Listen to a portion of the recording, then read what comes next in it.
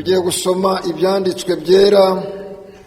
Turasoma muri Matayo iki cya 7, turahera ku murongo wa 13 tugeze ku murongo wa 14. Turaza gusoma no muri Yohana iki cya 10 umurongo wa mbere, tuze gusoma n'umurongo wa 7 tugeze ku murongo wa 11. Turahera muri Matayo.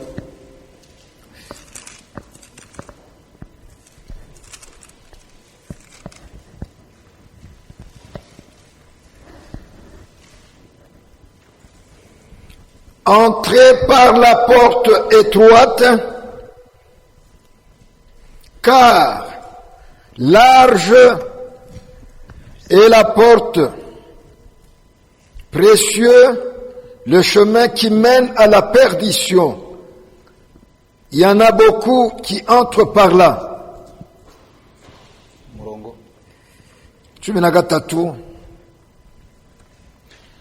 Munyure mw'irembo rifunganye, kuko irembo ari rigari n'inzira ijyana abantu kurimbuka ari nini, kandi abayinyuramo ni benshi. Mais étroite est la porte, resserré le chemin qui mène à la vie. Il y en a peu qui le trouvent.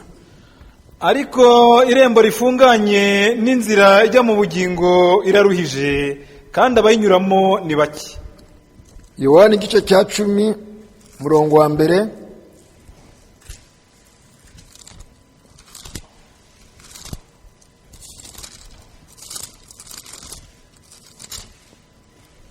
En vérité, je vous le dis, celui qui n'entre pas par la porte dans la bergerie, mais qui y monte par ailleurs, est un voleur et un brigand.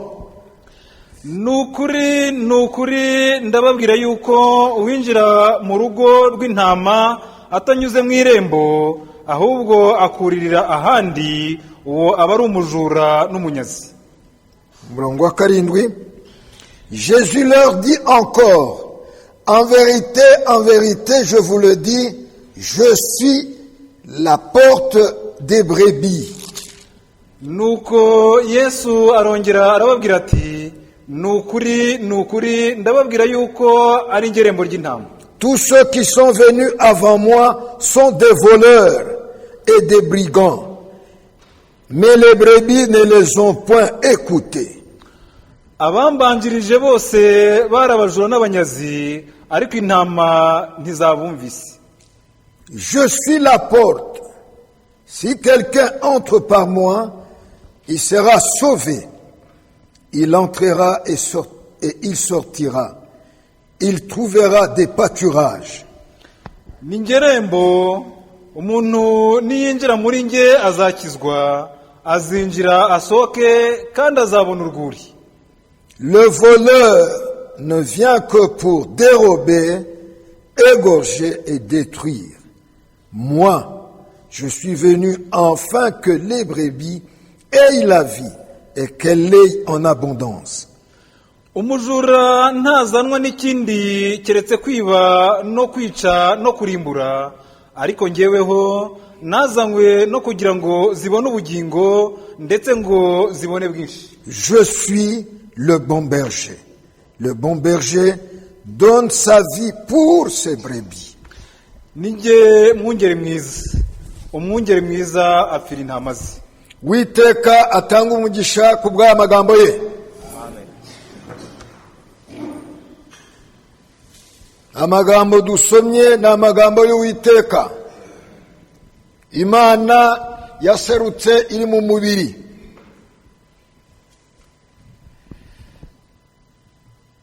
Nkaba mbonera akanya ko gushimira Uhoraho intambwe muri uru rugendo turimo, mu gihe dutegereje kugaruka k'umwami. Umwami niwe uduteza intambwe,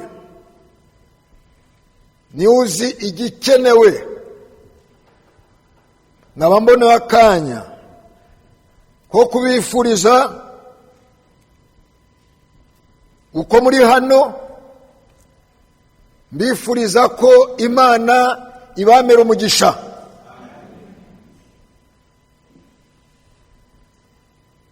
yongere. Umugisha mbasabiye si amazu, si ugutunga amafaranga. Umugisha mbasabiye ni umugisha ugendana no kumva no kwakira icyo Umwuka abwira itorero. Niwo mutungo uruta ibyo dutunze byose. Imana imera umugisha bene data yabashe kwikoreza umutwaro kugira ngo ubu butumwa bubwirizwa bugere no ku bandi baba batari hano. Imana ibamera umugisha, nkaba nifurije n'umugisha n'abatari hano.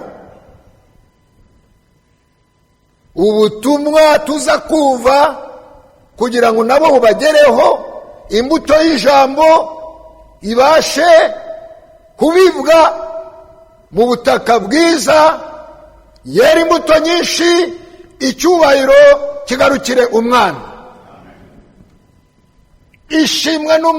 Ishimwe n'icyubahiro nta wundi bigomba kugarukira atari umwami w'abami, ari we Yesu Kristo. Ijambo tugiye gufatanya ku munsi wa none ni ijambo rivuga ngo Yesu Kristo niwe rembo ry'ijuru.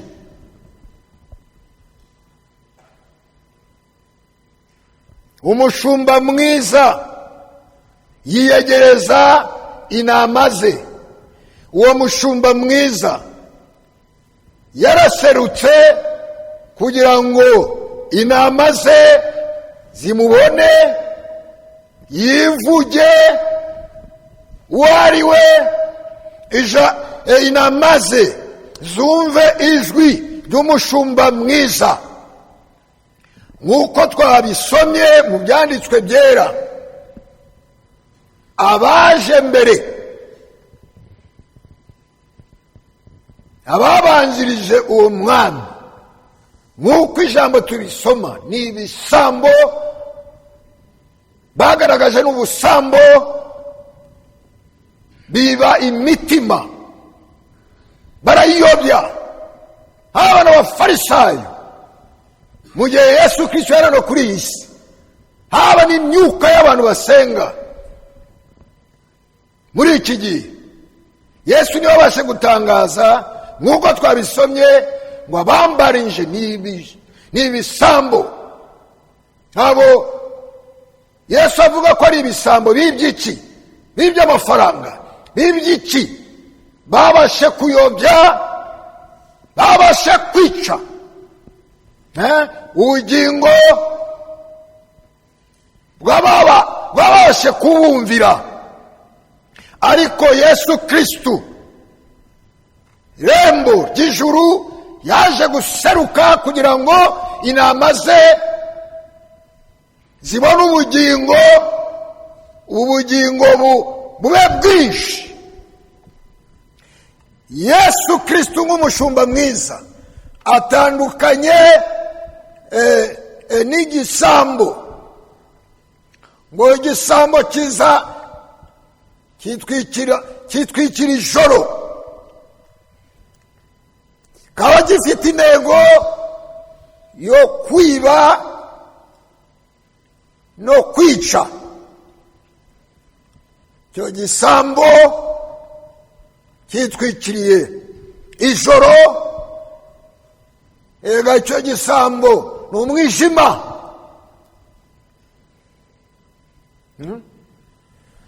Gisambo kikaba giherekejwe n'imbaraga z'ikuzimu. Izo mbaraga nizo zakoreraga no mu bafarisayo. Abafarisayo ntabwo bayoborwaga n'Imana. Uwo mwuka ntawo wagiye, urimo urakora ku isi yose mu basenga binyuranyije n'ubushake bw'Imana. Ariko intama ntabwo zishobora kumvira ibisambo. Intama zigomba kumva ijwi ry'umushumba mwiza.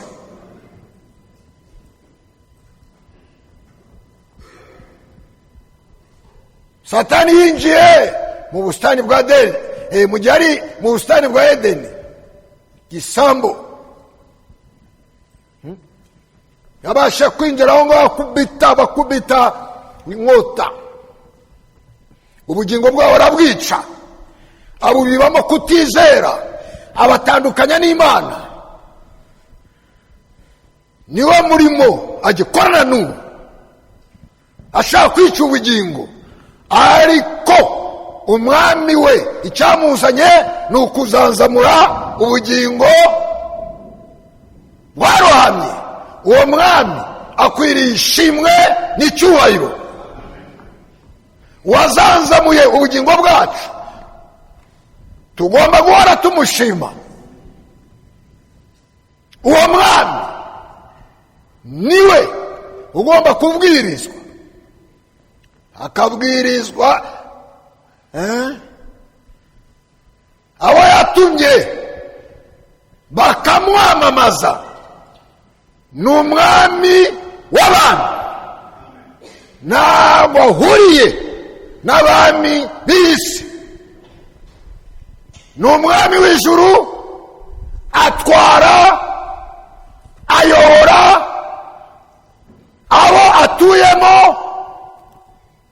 Uwo mwami niwe ugomba gusingizwa, niwe ukwiriye ishimwe n'icyubahiro.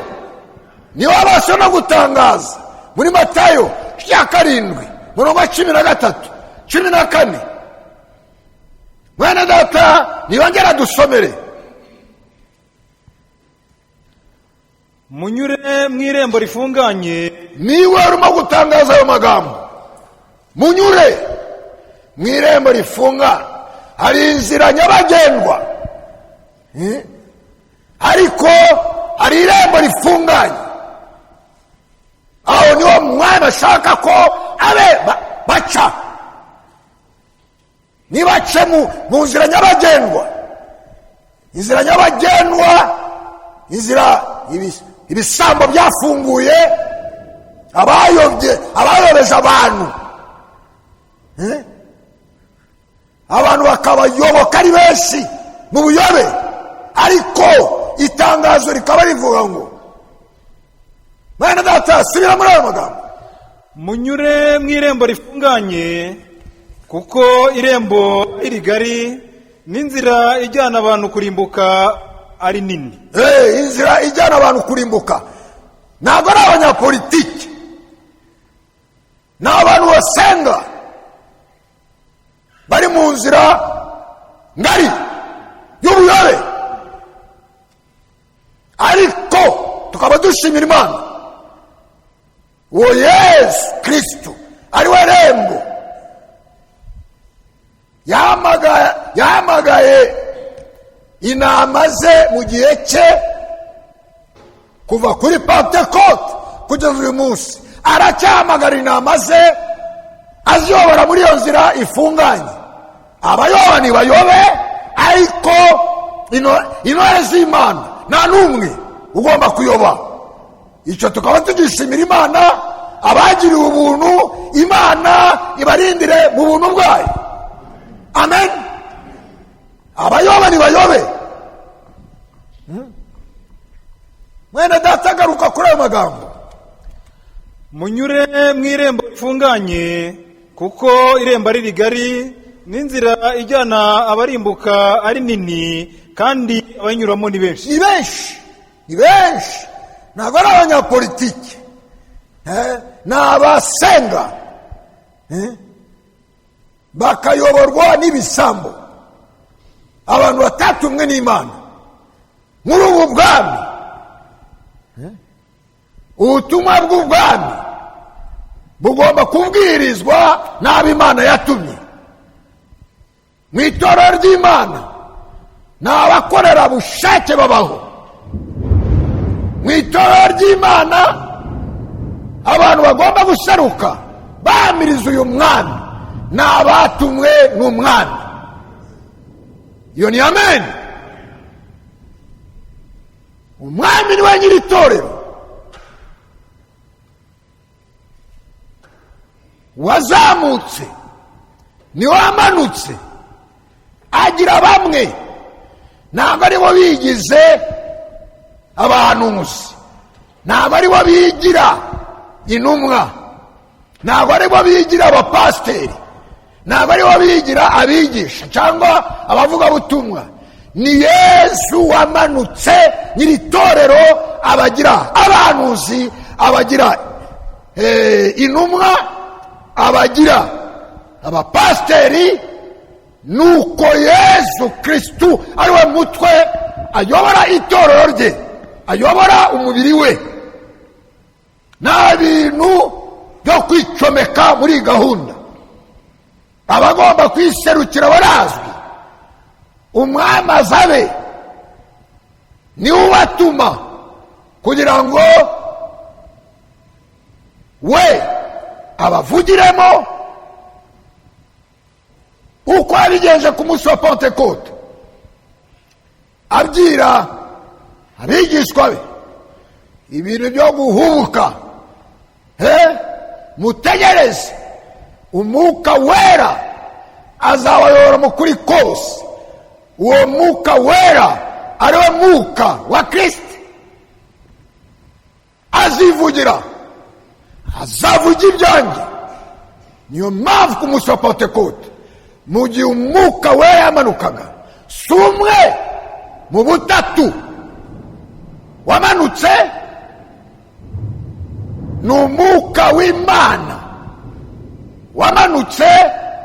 Bihuye n'ibyo Yoweri yatangaje ngo nzasuka umwuka wanjye. Ntabwo Imana yohereje umwe mu butatu. Umwuka wamanutse ku munsi wa Pentekote ni umwuka w'Imana, umwuka wa Kristo. Niyo mpamvu wafashe ijambo mu munsi wa Pentekote ari we Petero yahise avuga nde, yamamaje nde? Uwo Yesu mwabambye, Yesu mwabambye, Yesu umuntu mwabambye. Imana ntabwo bayibambye, nta muntu wayifata, nta muntu wayishyira ku giti. Imana ni umwuka, n'abasenga bagomba kuyisenga mu mwuka no mu kuri. Babambye umubiri w'Imana, ntabwo babambye Imana. Ariko Imana ireka umubiri wayo ubambwa ku giti, Imana iramanuka izura umubiri wayo. Amen. Niyo mpamvu nyuma yo kuzura umubiri we, muri Yohana igice cya 20, imaze kuzura umubiri we, itangira kwiyereka abe. Nta mwanya ifite wo kujya guta hagati y'ibisambo. Yagiye kwiyereka abigishwa be, ntabwo yagiye mu bafarisayo abashaka biki. Yagiye yeretse abigishwa be. Munsi wa mbere, ibyo twita ku cyumweru, ahita basanga aho bari bari, arambura amaboko, bahita babona n'ibimenyetso ukuntu bamuteye n'imisumari. Mwambonye, amahoro abane namwe. Umwami w'abami, Imana imaze kuzura umubiri wayo. Tomasi ntabwo yari ahari. Umwami arabaganiriza, ahita yongera arabura. Tomasi aje bamuha ubuhamya, biri muri Yohana cya 20.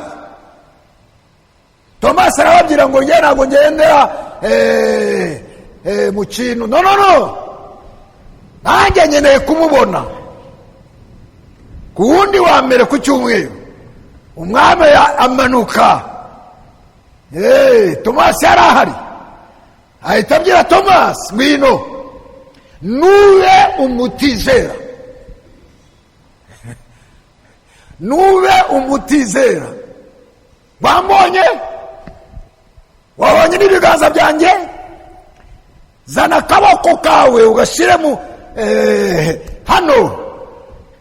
Bene data bashiki banjye, Tomasi yahise ayikubita imbere y'umwami avuga ngo,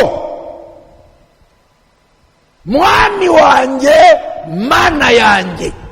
Yesu ntabwo yigeze amucyaha. Uwo nguwo Tomasi yabashe kwizera, izindi ntumwa zimureba, aratura, mwami wanjye, mana yanjye. Amen. Yesu Kristo ni umwami. Amen. Yesu Kristo ni Imana. Amen. Naho ngaho mu gihe yazutse ari umwami kandi Imana.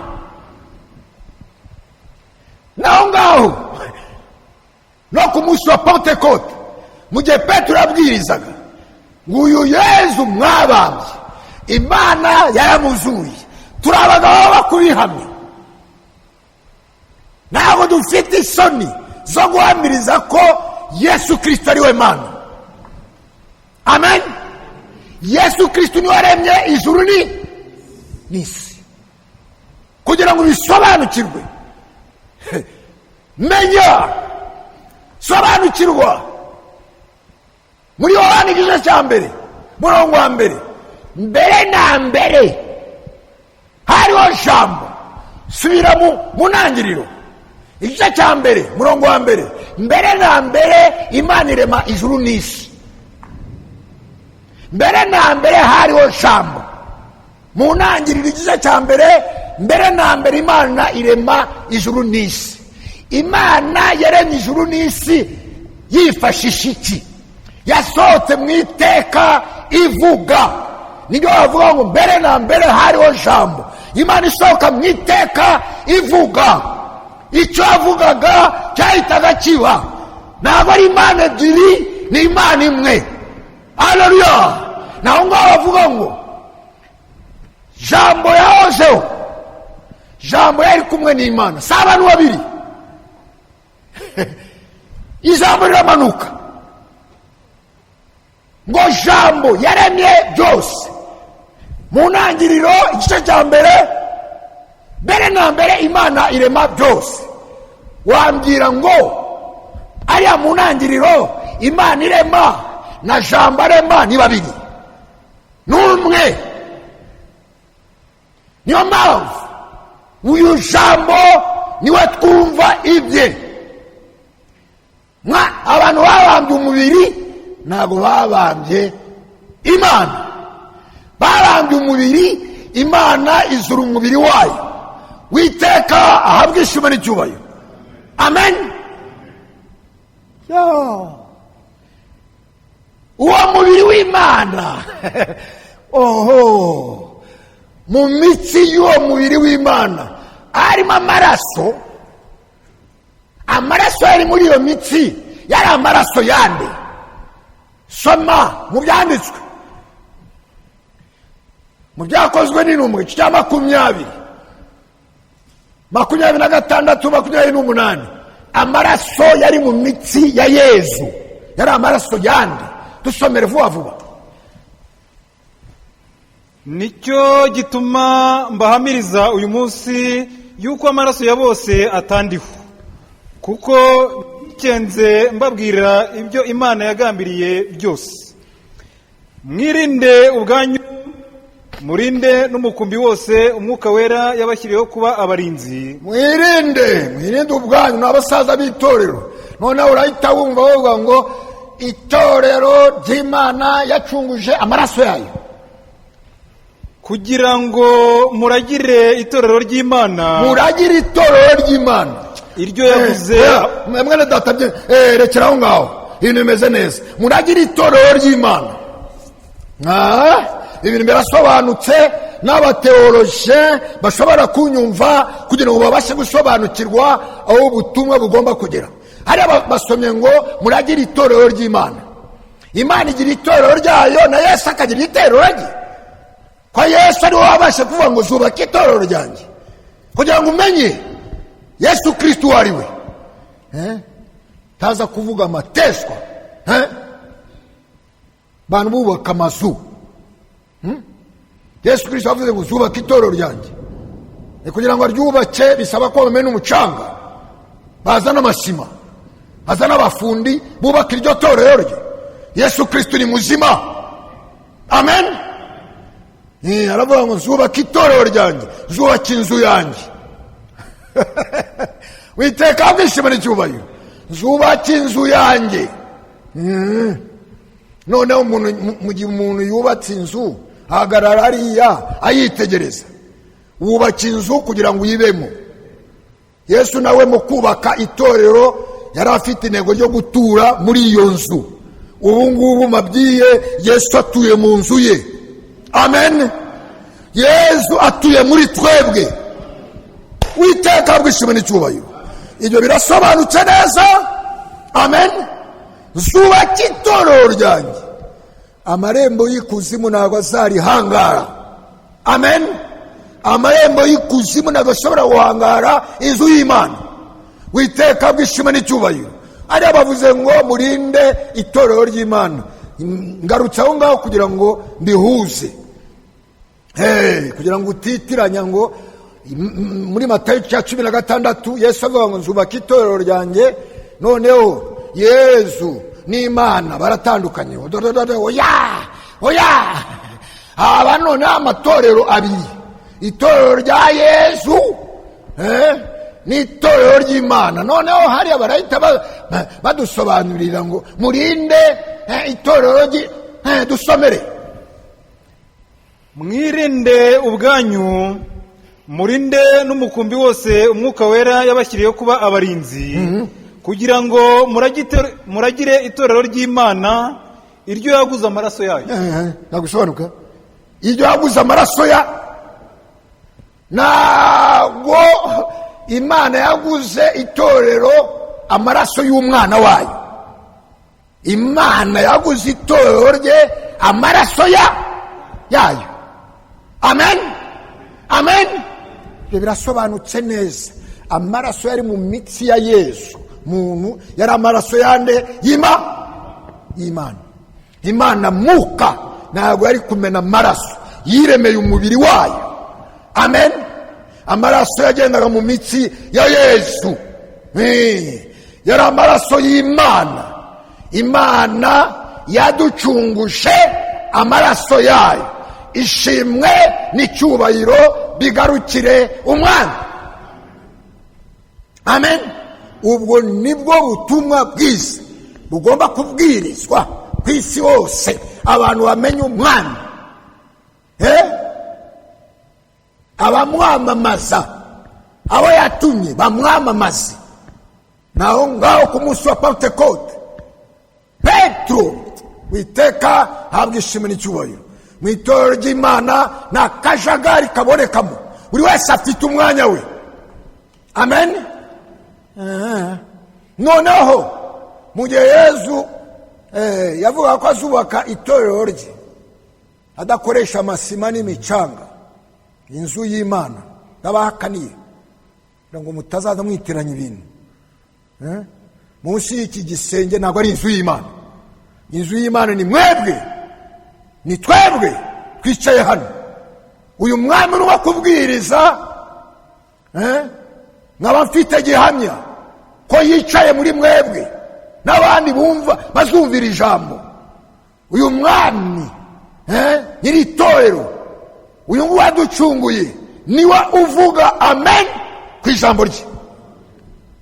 Ntabwo nkeneye kumva amen yawe atari umwuka akuyoboye. Ubwo ni ubufana.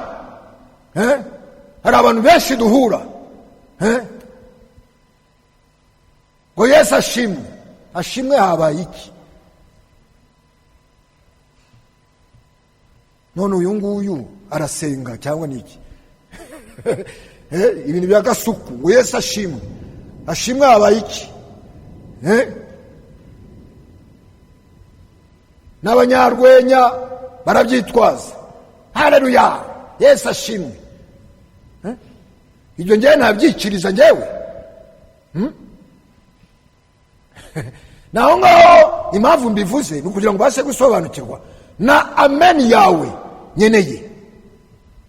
nyeneye kumva amen isunitswe n'umwuka wera, kubera ko ni Imana yikiriza ku ijambo ryayo. amen ntabwo ariyo ima onction cyangwa usigwa. Uwiteka akomeza ahabwa ishimwe n'icyubahiro. Zubaka itorero ryanjye, si Yesu bivuga? we Yesu Kristu ariwe Mana, si wari urimo yibarisha kandi azi byose, ngo abantu bamfata nkande kandi abizi.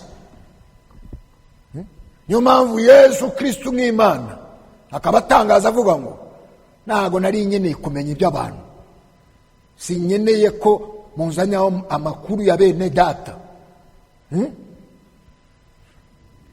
ngo na Yesu yari asanzwe abazi, si ngombwa ko bamuzanira amakuru, byose arabizi. abantu bamfata nkande yibarisha kandi abizi. intumwa zigatangira kuvuga ngo, baravuga ngo uri Yohana Umubatiza, uri Eliya, uri umwe mu bahanuzi, byose abizi. niba indindagizi zirindagira zivuga ibyo zitazi, mwebwe mufata nkande.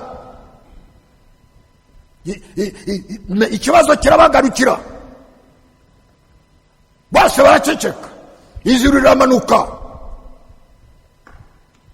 Petero ashyira urutoki hejuru ngo wowe uri Kristo umwana w'Imana, ntabwo ari inyama n'amaraso biguhishuriwe uwo ndiwe, ni data. niyo mpamvu ntuzaze uvuga amen umwuka we atakuyoboye. umwuka wera niwe ugomba kukuyobora, niwe uvuga amen ku ijambo rye. iyo ni amen. Uwiteka akomeza ahabwa ishimwe n'icyubahiro. nibyo ni data uguhishura uwo ndiwe. indindagizi muzireke, abaca mu nzira ngari mubareke, ariko umaze kuvuga ibyo ngibyo ukamenya uwo ndiwe, utabivanye mu gihanga ariko bivuye mu mutima, zubaka, uri Petero, zubaka itorero ryanjye kuri urwo rutare guhishurirwa. abana b'Imana barahishurirwa. abana b'Imana mu gihe n'ijambo ribwirishwe ahita amenya imvugo ya se, ntabwo abaririza. wereka ntabwo usobanukirwa biriya barimo kuvuga. Imana itakwigishije njye ntacyo nakumarira. ni data waguhishuriye uwo ndiwe. kuri uko guhishurirwa, kuri urwo rutare rwo guhishurirwa, niyo nzubaka itorero ryanjye. amarembo y'ikuzimu ntabwo ashobora kubasha mu gihe umuntu afite guhishurirwa. aratambuka, nta cyamubuza, nta cyatuma adakomeza. noneho Yesu none ahita atangaza avuga ngo zubaka itorero ryanjye. bibaye n'amahire Yesu Kristo ariwe rembo. mwinjire muce mw'irembo. Yesu Kristo nyirembo avuga ngo nzubaka itorero ryanjye. noneho kambitangaze imbere y'abigishwa banjye bose, Petero guhaye ifunguzo, uzaza ufungura umuryango,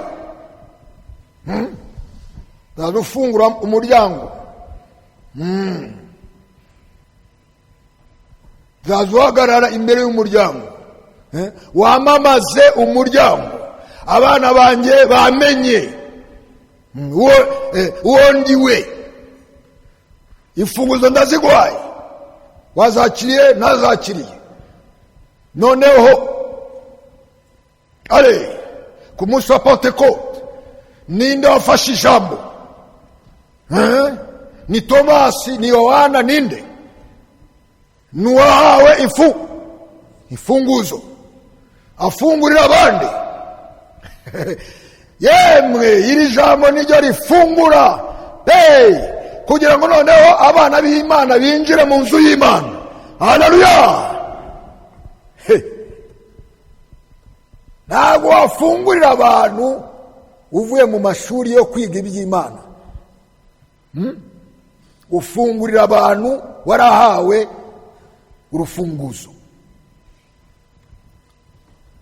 Dufite imiryango hafi hano, ndabona ari 3. Imiryango yose ifite ifunguzo. Hatabonetse abadufungurira imiryango duhera inyuma. Wera nyuma y'urugo. Nyuma ijambo ry'Imana ni ryiza. Ndirembo. Iri rembo ntabwo rifungurwa n'uwari wewe wese. Rifungurwa n'abahawe urufunguzo. Ku munsi wa Pentekote, uyu Yesu mwabambye turabahamya. Imana yaramuzuye. Mwihane, muhindukire, mubatizwe mu izina ry'umukuru w'umuryango. Amen.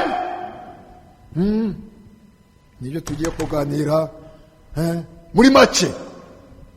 Itorero ry'Imana rigomba kumenya umukuru w'umuryango. Amen. Abavugabutumwa bagomba kwamamaza umukuru w'umuryango. Yesu Kristo niwe mukuru w'umuryango. Amen. Witeka bw'ishimwe n'icyubahiro. Bibaye n'amahire kugira ngo mutangarize iri tangazo rivuga ngo mbere yuko urugo rubaho agomba kubanza iki? Agomba kubanza icyo bita umuryango. Umuryango abanyamuryango bazacamo kugira ngo binjiremo mu muryango. Amen. Witeka bw'ishimwe n'icyubahiro. Ni iki kibanza? Abanza umuryango cyangwa abanza umuryango? Abanza umuryango. Niyo mpamvu ijambo ry'Imana rivuga ni njyewe rembo. Maneno. Ntabwo winjira muri iyi nzu yanjye utaciyeho. Amen. Ni njyewe ugomba kukwakira. Nkakwakira yemwe ukanyikubita imbere, imbabazi zanjye zikakugeraho, tukakwakira mu muryango wababariwe. Amen. Tukakwakira mu muryango wababariwe, wanyweye amaraso. Amen. Ntabwo dushobora kukwakira mu muryango Witeka bw'ishimwe n'icyubahiro. Ntabwo dushobora kukwakira muri uyu muryango wacu udaciye ku irembo. Ntabwo waca ku irembo atabonetse aho Imana yatumye ikabaha urufunguzo bakabwiriza ubutumwa, ukamenya umukuru w'uwo muryango. Kwamamaza uyu mukuru w'umuryango ni ukugira ngo bene data n'abashiki banjye musarane nawe. Amen. Musabane nawe. Tugendane nawe. Mu yindi mvugo, atugendemo, atuyobore. Nzabana namwe, nzaba muri mwebwe. Niyo mpamvu bene data bashiki banjye tugomba guhorana ishimwe. Naho ngaho umukuru w'umuryango harimo kwivuga. Yohana igice cya 10 ariya twasomye umurongo wa mbere umanuke umurongo wa 7. Ijambo riraryoshe cyane, umukuru w'umuryango yivuga uwo ari we. Dusomere. Nukuri ndababwira yuko uwinjira mu rugo rw'intama atanyuze mu irembo ahubwo akuririra ahandi, uwo aba ari umujura n'umunyazi. Nukuri Yesu Kristo yabonaga ibisambo no mu gihe cye. Yesu Kristo ntabwo ahinduka n'uyu munsi, ibisambo arayibona. Abantu bene data, abantu muri iki gisekuruza Imana yaramanutse, baranayifotora ye, n'amafoto turayafite. Bigiye no kuba ngombwa mu gihe dutangaza ubu butumwa bukumva n'abantu hirya no hino ngo Imana yaramanutse muri iki gisekuruza, baranayifotora. Amafoto turayafite. Ya nkingi y'umuriro yagaragaye hejuru y'abana b'Isirayeli ibayobora ivana mu Egiputa. Iyo nkingi y'umuriro niyo yamanutse muri iki gisekuruza. Imana kubera n'iterambere amafoto arafatwa, iyo nkingi y'umuriro niyo irimo kutuyobora. Amen. Niyo irimo kuyobora itorero. Iyo nkingi y'umuriro bafotoye hejuru ya mwene data. Andi mafoto yose abipfabusa, ariko ifoto y'inkingi iragaragara. Yesu Kristo uko yarari ejo n'uyu munsi ntabwo ahinduka. Amen. Iyo nkingi y'umuriro nawe yagiye nirimo kuyobora, nawayitangira. Ndabibamenyesheje, nawayitangira. Imana igomba gusoza umurimo wayo, kandi igomba kuwusoza hamwe natwe. Turabahamya witeka bwishwe n'icyubahiro. Nta soni mfite zo guhamiriza umwami. Bamamagaye no kuri radiyo, bamamagaye no kuri televiziyo, nabisubiramo. Yesu Kristo uko yarari ntabwo ahinduka. Yabonaga ibisambo mu gihe cye, si ibisambo mu bandi bantu, ni ibisambo mu bantu basengaga. Na n'ubu baracyahari. Abafarisayo barapfuye, ariko umwuka wa gifarisayo urahari. Ariko Imana iyobora abe bakira umwuka wayo, uwo mwuka ukabayobora mu kuri kose. Murongo wa 7 dusomere. Nuko Yesu arongera arababwira ati, nukuri ndababwira yuko ari ingerembo ry'intama. Nukuri arimo arivuga, ni nyiri itorero. Niwe wavuze hariya muri Matayo cya 7 ngo muce mu irembo, nimujye mu nzira ngari, muce mu irembo rifunganye. Niwe rembo, niwe ukwakira mu muryango. Ni ukwakira mu muryango mukagirana n'amasezerano, kugira ngo utazagaragara mu buhemu bwa Adamu na Eva. Bahemuka bagiye mu ruhande rw'umugome. Aba bantu ndabazi, tutagiranye amasezerano bahita bongera bakagaragaza ubuhemu, batanyweye amaraso yanjye. Nta bumwe mfitanye nabo, badahabwa imbabazi. Niyo mpamvu bene data bashiki banjye, mu gihe ugomba kwakirwa muri uyu muryango, ugomba kubanza kunywa amaraso, ugomba gusogongera ku mbabazi z'Imana. Niba mwaratangiranye n'Imana itakubabariye, ntuzaze utuzanaho ibibazo. Uwababariwe akomeza kubabarirwa, utababariwe n'uworana amatiku. Niyo mpamvu ahorana ubugome. Aba yaciye ntabwo aba yaciye ku irembo, sibyo? Aba yaciye mu idirisha kugira ngo ahorane ibibazo. Mu Mana nta mahoro. Amen. tugirane amahoro n'Imana. Witeka bw'ishimwe n'icyubahiro. Kunywa amaraso nicyo cyashaka kubasobanurira. Kunywa amaraso ni iki? Ni amaraso likide umuntu anywa, ariko kugira ngo umenye iby'amaraso bisobanukirwe. Kuki Imana yabuzaga abana b'Isirayeli kunywa amaraso mu gihe bishe inyamaswa? Babigenzaga gute? Kugira ngo bisobanukirwe n'impamvu yatumye Yesu aza. Babigenzaga gute? Bavuga ngo mu gihe wishe inyamaswa urya inyama yayo, ariko amaraso ufungura itaka uyamene, itaka rinywa amaraso.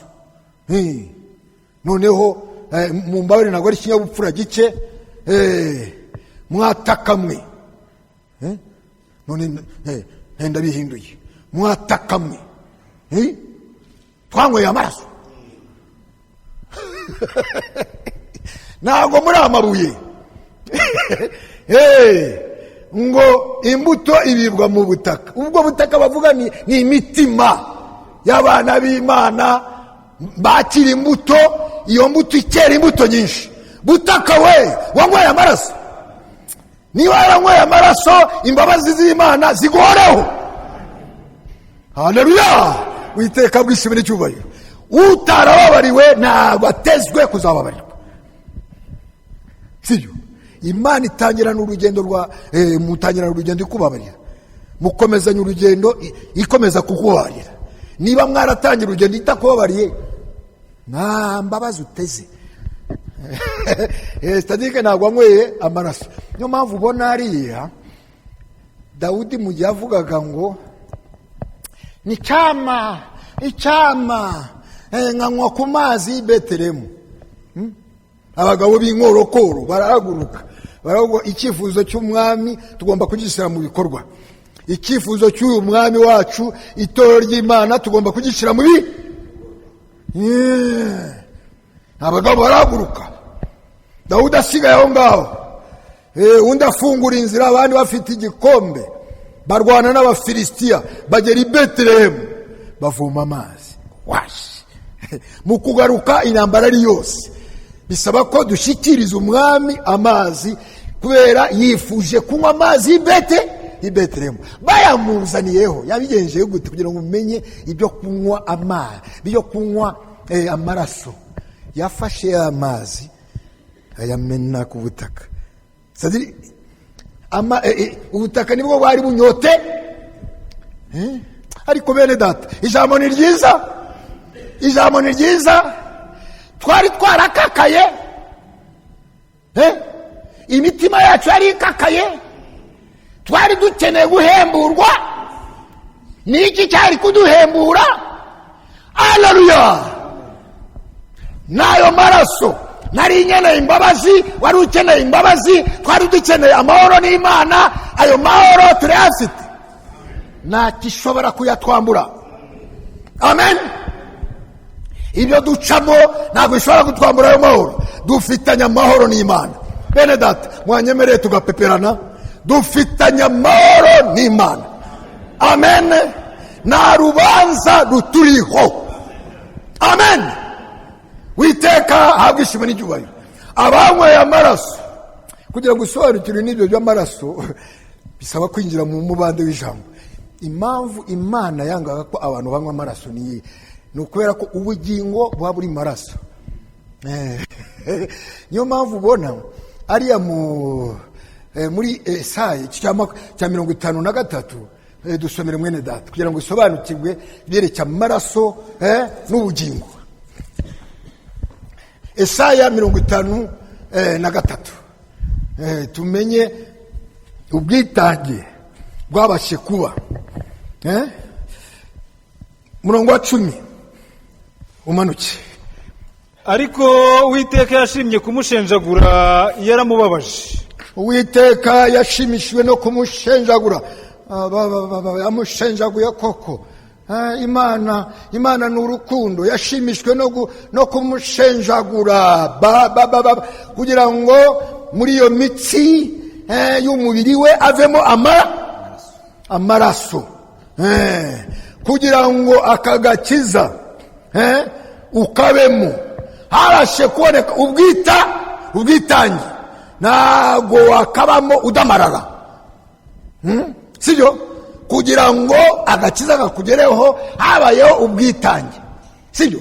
niyo mpamvu Imana yashimishwa ko imushenjagura, sibyo? kumushenjagura, manuka mwene data, ubwo ubugingo bwe buzitambaho igitambo cyo gukuraho icyaha. Imana yahabwa ishimwe n'icyubahiro. bavuze iki? ubwo ubugingo bubahe mu maraso, ubwo ubugingo bwe, dusomere, subiramo. ubwo ubugingo bwe buzitambaho igitambo cyo gukuraho icyaha. ubwo bugingo bwe bwabashe kwitambwaho icyaha gikurwaho. niyo mpamvu ubona ijambo ry'Imana rivuga muri Yohana igice cya 1 umurongo wa 29, dore umwana w'intama ukuraho icyaha cy'abari mu isi. Yezu yaje akuraho icyaha. bene data mumfashe, Yezu yaje akuraho icyaha. Amen. Il a ôté le péché. Imana ubwo mpagaze hano, ubwo mwicaye hano, nta cyaha itubaraho. Amen. icyaha cyakuyeho, ni ukugira ngo bize no kudufasha ubutumwa bucuramye. Imana ibukubita inyundo Imana itabobariye. nta butumwa ubwo ni ubugegera bw'abantu bari hano hanze. bene data bashiki banjye, nta mikasiro, nta mivumo iba ku bizera. Amen. umuvumo n'imikasiro byagiye kuri nde? byagiye kuri Yesu. nta mikasiro Imana ikubonaho. sibana data, munyumve neza. niyo mpamvu nabonetse abantu barindagira, bajya kurindagira inyuma y'abantu, ngo nabavuga butumwa bababesha ngo turabavana mikasiro. wowe ushigenda, nta mikasiro iriho. umuvumo wagiye ku mwami, uwabambwe imikasiro byamugiyeho. ubu ngubu dufitanye amahoro n'Imana. Amen. birasobanutse neza. wamuze tubavane imikasiro. reka ubugegera kugira ngo nguhe amafaranga yanjye, umbesha ngo hari imikasiro yo mu muryango njye nabashe kwizera imikasiro yo mu muryango yankurikira gute? sibyo? ijambo ry'Imana rikaba rivuga ngo maudit celui qui est placé sous le bois. noneho yagiye ku giti. niryo jambo twabashe kumva ku cyumweru cyashize. noneho iteka ry'icyaha ryakiriweho, amanikwa ku giti, iteka ry'icyaha ryakiriweho. none indi mikasiro badushyiraho iyi, nta mikasiro iri ku bana b'Imana. niba wizeye umwami, kubwo kumwizera mu izina ry'uwambaye Yesu Kristo, amadayimoni turayirukanye mu izina ry'uwanesheje. Amen. witeka haduhana umugisha. nta muntu ushobora kutuzanaho ibintu by'ubugoryi ashaka kubesha. mikasiro ibiki n'ibiki, bafata n'ubuntu bwa mishwari bakubita gutya abantu. ibintu by'amademo baba batoraguye hariya muri Nigeria byo kuza kugusha abantu, ngo ni ibitangaza. ntabwo bishoboka. Imana ni nzima. uko yari iriho na n'ubu, si ngombwa gukoresha za mushwari n'ibiki abantu bagwa hasi. oya, bwiriza ubutumwa, Imana ibuherekeze ibuhamirize. ibindi ntabwo tubishaka. witeka habwa ishimwe n'icyubahiro. noneho bazanye amazi imbere ya Dawudi yabigenje gute? ngo yamenye ayo mazi imbere y'Uwiteka. Yesu nawe yamenye amaraso imbere y'Uhoraho, sibyo? reka mbabaze kugira ngo tuzajye tuganira tuzajya tuganira neza.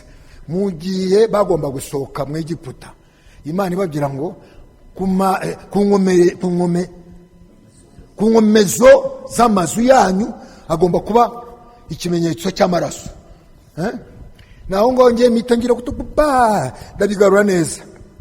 Ku nkomezi y'amazu yanyu, mwamazu muri hano, noneho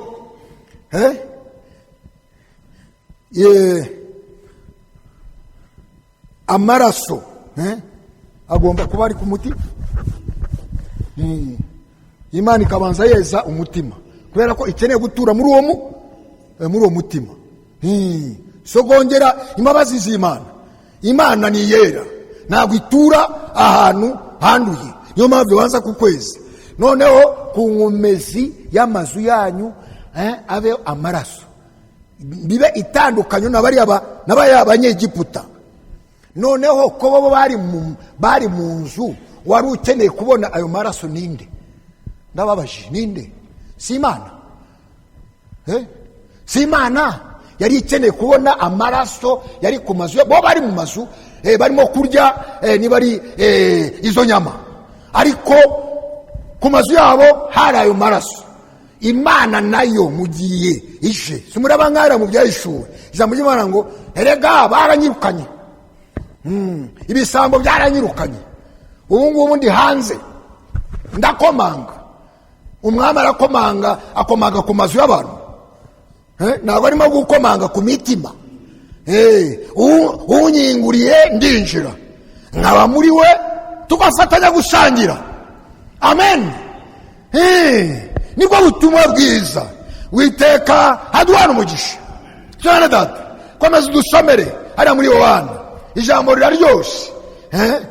Icyama Imana ikadushoboza kurikunda kuruta icyo ari cyo cyose. Ni ngerembo, umuntu ninjira muri nge azakizwa, azinjira asohoke kandi azabona urwuri. Kandi azabona urwuri. Azabona urwuri. Bo ni ngerembo, ndabararikira nimuze mbakire muri urugo rwanjye. Muzaba free, muzaba mubohotse, nzababohora ingoyi y'umwanzi y'umugome, nibabohore. Manuka mwene data. Umujura ntazanwa n'ikindi keretse kwiba no kwica no kurimbura. Umujura ntabwo azanwa n'ikindi, azanwa no kwiba no kwica. Nicyo nuko umujura yinjiye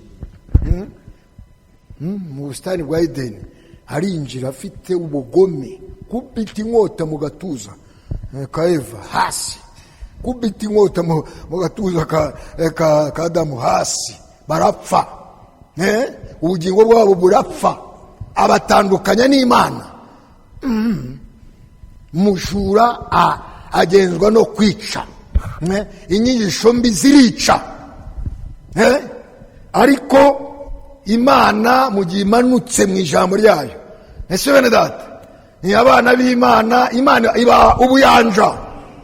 Se bene data, Imana imanuka, aleluya, kugira ngo ituzazamure. Amen. Bene data bashiki banje, mukunda no kubivuga mu Kinyarwanda, uwo amata adakije niwe udashobora gukizwa n'amata, nta kindi udashobora gukizwa n'amata y'ijambo, nta kindi cyamukiza. Aya mata y'ijambo niyo agomba kudukiza, sibyo?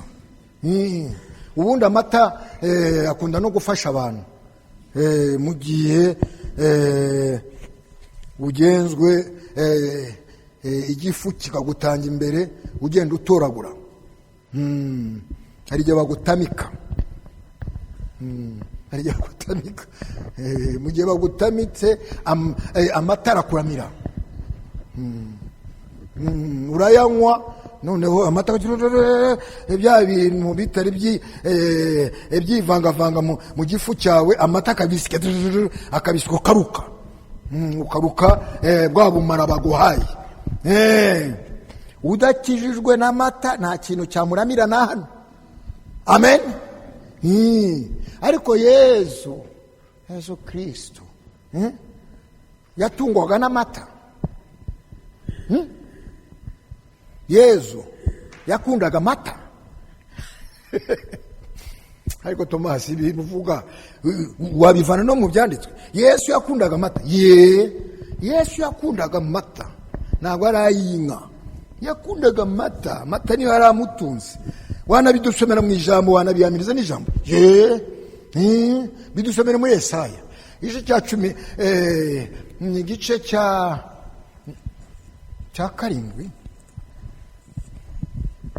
Esayi 14, 7, 9. Dusomere. Yatunzwe n'amata Yesu. Isi yose ihawe ihumure iratuje, baraturagara bararirimba. Ni koko imiberoshi irakwishima hejuru, n'imyerezi y'i Lebanoni iravuga iti uhereye aho wagwiriye nta wasubiye. Utegereje gato ndebe. Urimo asoma muri Yesaya igice cya kangahe? Igice cya 14 umurongo wa 7. Umurongo wa 7. Monami.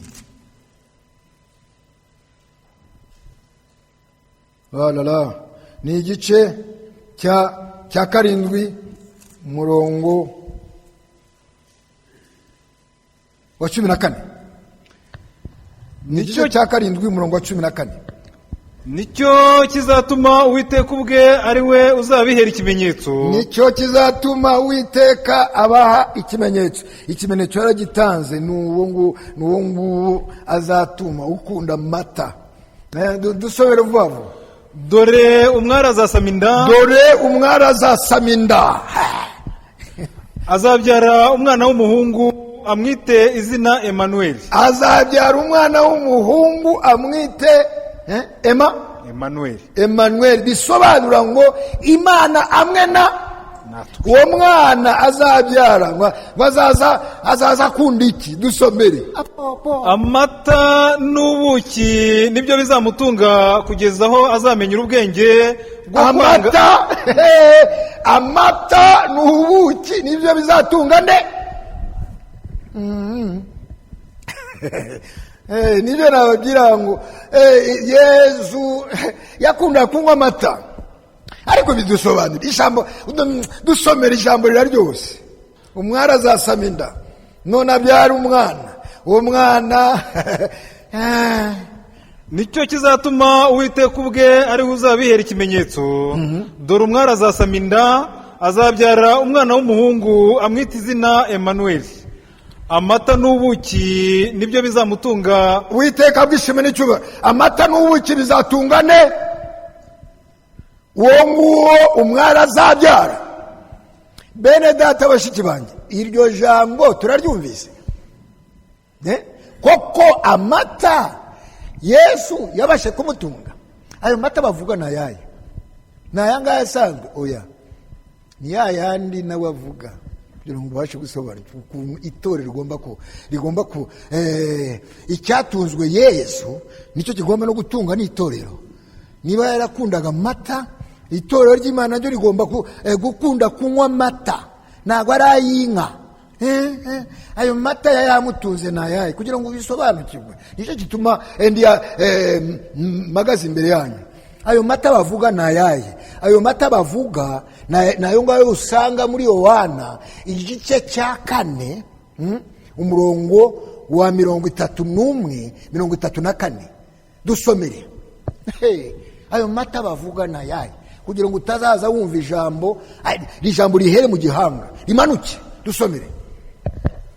Batarahagera abigishwa be baramwinginga bati mwigisha akira ufungure. Arababwira ati mfite ibyo kurya mutazi. abigishwa be barabazanya bati, mbese hari uwamuzaniye ibyo kurya? Baba bamuzaniye ibiryo, ariko we akaba avuga ngo ibiryo ndya, ibyo nywa mwe ntabwo mubizi. Agiye none gusobanura ayo mata. Yesu arababwira ati, ibyo kurya byanjye ni ugukora ibyo uwantumye ashaka no kurangiza umurimo we. Witeka bwishime n'icyubahiro. Ibyatungwaga Yesu ni biriya, ibigomba gutunga itorero ni ibyo ngibyo. Itorero rigomba gushishikazwa no kumenya ubushake bw'Imana, tukasaba n'Imana inzara n'inyota yo gushyira mu bikorwa ubushake bw'Imana. Witeka abwishime n'icyubahiro. simubona ko hariya bavuze muri Yesaya ngo uyu mwana uzavuka azatungwa n'iki? N'amata n'ubuki. Hari ikintu ushaka kubabwira kugira ngo tubashe gusobanukirwa.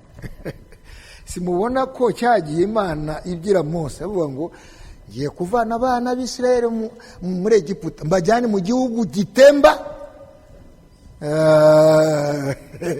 ni biki? Icyo gihugu tukirimo gitemba amata n'ubuki, tukirimo, reka tukirimo. None nugera mu rugo uze no gusoma witonze, ari muri Yesaya twasomye cya 14, umanuke uraza kugera kuri 22 usanye bavuga ngo icyo gihugu kizaba kirimo amata menshi, abazagiturwamo bazayanywa abatunge, babeho mu bushake bw'Imana bwuzuye.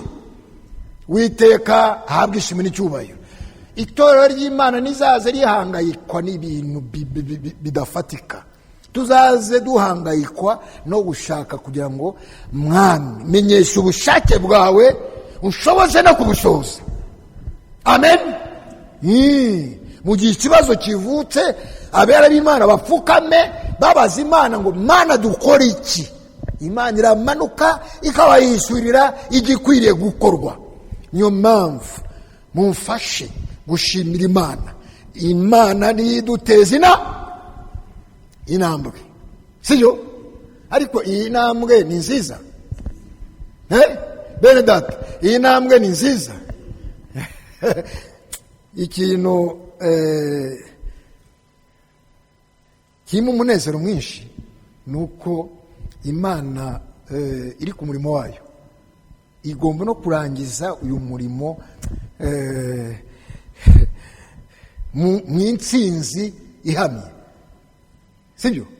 Ikintu nababwira ni iki ngiki, kandi n'abandi bazabyumva, bagomba kubyumva. Ibizu bitandukanye n'ibindi bisiga, umuvuduko n'ukuntu ikizu gifata ikirere, ibindi bisiga biramutse bifashe bigiye mu kirere bitakaza amababa. Niyo mpamvu igihe kirageze kandi kidusohoreyeho, abagomba kuvuga ubutumwa bagomba kubuhabwa, bakagira connection directe n'uhoraho. Ibindi byiyoni ntabwo bishobora gufata iyo ntera. Amen. Niyo mpamvu dushimira Imana iyi nguni wenda abantu benshi batazi, ariko tugashimira Imana ko bene data mumfashe kuyishimira. Si bene data mumfashe kuyishimira ubukozi bw'ijambo hagati yacu. Bene data uyu mutungo tuwukomereho. Amen. Ntawe uzadukoma mu nkokora, si bene data? Siyo? Reka tubashe gusohoza gato.